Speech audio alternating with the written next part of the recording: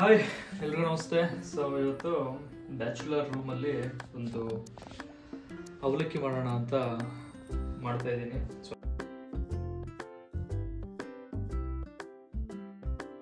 Almost ನಿಮಗೆಲ್ಲ ಗೊತ್ತಿರುತ್ತೆ ಅವಲಕ್ಕಿ ಹೇಗೆ ಮಾಡಬೇಕು ಅಂತ. ಸೊ ನಮ್ಮ ಸ್ಟೈಲಲ್ಲಿ ಅವಲಕ್ಕಿ ಹೇಗೆ ಮಾಡ್ತೀನಿ ಅಂತ ಒಂದು ಪ್ರೊಸೆಸ್ ನಿಮ್ಗೆ ತೋರಿಸ್ತೀನಿ. ಸೊ ಬನ್ನಿ. ಅವಲಕ್ಕಿ ನೀರಲ್ಲಿ ನೆನೆಸ್ಕೊಂಡಿರುವಂಥ ಒಂದು 5 ನಿಮಿಷ ನೆನೆಸಿಟ್ಟಿರುವಂಥ ಅವಲಕ್ಕಿ ರೆಡಿ ಇದೆ.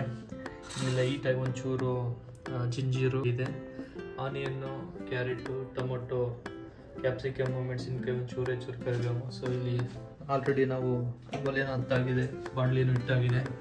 ಇನ್ನೇಕೆ ಬರ್ಕೋಣ ಎಣ್ಣೆ.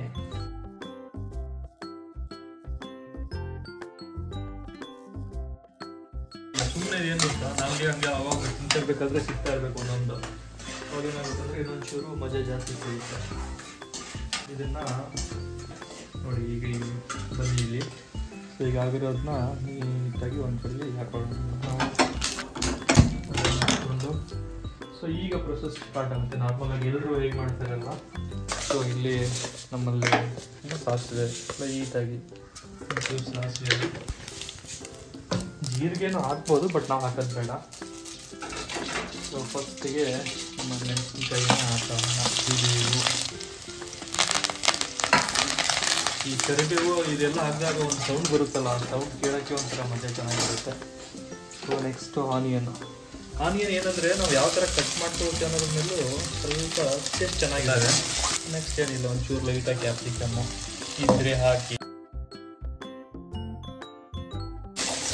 ಸೊ ಮೇನ್ ಅಂದರೆ ಈ ಅವಲಕ್ಕಿಯಲ್ಲಿ ಉಪ್ಪು ಖಾರ ಎರಡು ಚೆನ್ನಾಗಿ ಇದ್ಬಿಟ್ರೆ ಟೆನ್ಷನ್ ಇಲ್ಲ, ಆರಾಮಾಗಿ ಮಾಡ್ಕೋಬೋದು.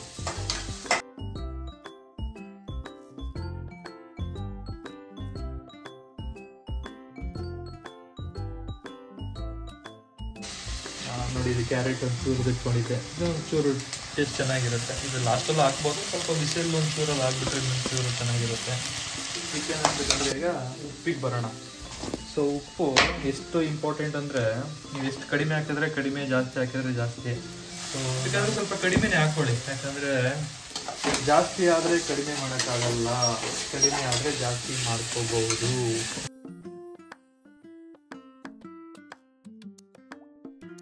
ಈ ಅವಲಕ್ಕಿಗೆ ಏನು ಹೆಸರು ಕೊಡ್ಬೋದು ಅಂತ ಯೋಚನೆ ಮಾಡಿದ್ರೆ ಬ್ಯಾಚುಲರ್ ಸ್ಪೆಷಲ್ ಅವಲಕ್ಕಿ ಅಂತಲೇ ಇಡ್ಬೋದು. ಸೊ ಲೈಟಾಗಿ ಅರಿಶಿಣ, ಆಮೇಲೆ ಇದು ಸ್ಪೆಷಲ್ ಮಸಾಲೆ ಊರ ಕಡೆಯಿಂದ ಮಾಡ್ಕೊಂಡು ಬಂದಿರ್ತಾರೆ, ಆ ಥರ ಒಂದು ಲೈಟಾಗಿ ಒಂಚೂರು. ಇದು ಬಿಟ್ಟರೆ ಖಾರ, ಒಣ ಖಾರ ನಾನು ಆಲ್ಮೋಸ್ಟಾಗಿ ಮೆಣಸಿನ್ಕಾಯಿ ಹಾಕಿರ್ತೀನಿ. ಅದು ಪಿಕಪ್ ಆಗಿಲ್ಲ ಅಂದರೆ ಲೈಟಾಗಿ ಒಂಚೂರಿಗೆ ಸುಮ್ಮನೆ ಟೇಸ್ಟ್ಗೆ ನೋಡಿ ಹಿಂದಿರಿಸೋದು. ಸೊ ಈಗೆಲ್ಲ ಆಯಿತು.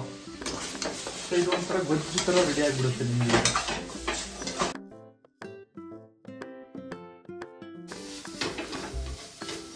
ಆಲ್ಮೋಸ್ಟಾಗಿ ಈಗೇನು ನಾವು ಹಾಕಿದ್ವಲ್ಲ ಖಾರ, ಆಮೇಲೆ ಮಸಾಲೆ, ಆಮೇಲೆ ಅದನ್ನೆಲ್ಲ ಸ್ವಲ್ಪ ಹಸಿ ಸ್ಮೆಲ್ ಇರುತ್ತೆ, ಅದನ್ನೆಲ್ಲ ಹೋಗೋವರೆಗೂ ಒಂಚೂರು ಉಟ್ಕೊಂಡು ಹಂಗೆ ಹೀಟಲ್ಲಿ ಬೇಯಿಸ್ಕೊಂಡ್ಬಿಟ್ರೆ.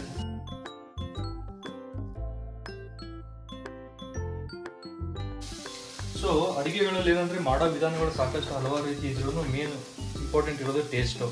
ಆ ಟೇಸ್ಟು ಎಲ್ಲ ಐಟಮ್ಗಳು ಇದ್ದಾಗ ಬರುವಂಥ ಟೇಸ್ಟ್ ಅಲ್ಲ, ಏನಿರುತ್ತೆ ಅದ್ರಲ್ಲಿ ಕೊಡೋವಂಥ ಟೇಸ್ಟ್ ಇದೆಯಲ್ಲ, ಅದು ನಿಜವಾದ ಅಡುಗೆ. ಜಾಸ್ತಿ ನೆನೆಸ್ಬಿಡ್ದು ನೀವು. ಇದು ಜಾಸ್ತಿ ನೆನೆಸಿದ್ರೆ ಏನಾಗುತ್ತೆ, ರೈಸ್ ಥರ ಫೀಲ್ ಬಂದ್ಬಿಡುತ್ತೆ ನಿಮಗೆ. ಅಲ್ಲೂ ತುಂಬ ಇಂಪಾರ್ಟೆಂಟು.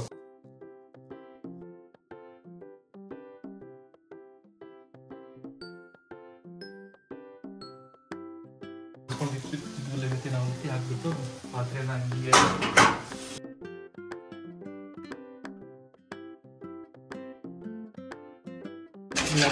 ಇಲ್ಲ ಅಂದರೂ ಆಗುತ್ತೆ. ನಾವು ಏನಂದ್ರೆ ಗಂಡಸರು ಅಡುಗೆ ಮಾಡೋಕ್ಕಿಂತ ಈ ಅಕ್ಕಪಕ್ಕ ಗಲೀಜು ಮಾಡೋದೇ ಜಾಸ್ತಿ. ನಾವು ಮನೆ ಹಂತದಲ್ಲಿ ಇದ್ದೀವಿ, ಸ್ವಲ್ಪ ಶಾಖಗಳು ಕೊಟ್ಕೊಂಡು. ಸೊ ಸ್ಮೆಲ್ಲು ಘಮ ಘಮ ಬರ್ತಾ ಇದೆ. ಸೊ ನೋಡಿ, ಫೈನಲ್ ನಾನು ಫಸ್ಟಿಗೆ ಏನು ಹುರ್ಕೊಂಡು ಇಟ್ಕೊಂಡಿದ್ನಲ್ಲ ಕಡಲೆ ಬೀಜ, ಆಮೇಲೆ ಅದನ್ನೆಲ್ಲ ಈಗ ಫೈನಲಾಗಿ ಉರಿಸ್ತಾ ಇದ್ದೀನಿ. ಈಗೇನಂದರೆ ಇದು ಪ್ಯೂರಾಗಿ ನಾನ್ವೆಜ್ ಸಿಗೋದ್ರಿಂದ ನಿಮ್ಗೆ ಇನ್ನೂ ಟೇಸ್ಟು ಮಜಾ ಕೊಡುತ್ತೆ. ಈ ಟೈಮಲ್ಲಿ ಸ್ವಲ್ಪ ಉಪ್ಪು ಎಲ್ಲ ಟೇಸ್ಟ್ ಮಾಡ್ಕೊಳ್ಳಿ, ಕಡಿಮೆ ಬಿದ್ದರೆ ಹಾಕ್ಕೊಳ್ಳಿ.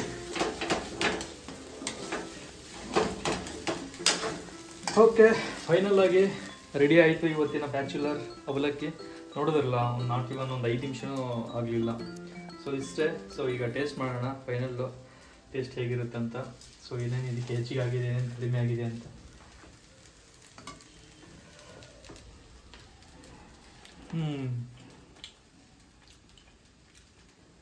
ತುಂಬ ಸಖತ್ತಾಗಿದೆ. ನನಗೆ ಖುಷಿ ಆಗ್ತಾ ಇದೆ ನಾನೇ ಇದನ್ನು ಮಾಡಿದ್ನ ಅಂತ. ಸೊ ಇದಾಗಿತ್ತು ಇವತ್ತಿನ ವಿಡಿಯೋ, ಒಂದು bachelor avalakki. So thank you so much. ಈ ವಿಡಿಯೋ ನಿಮ್ಗೆ ಇಷ್ಟ ಆಗುತ್ತೆ ಅಂದ್ಕೊಳ್ತೀನಿ. Love you all.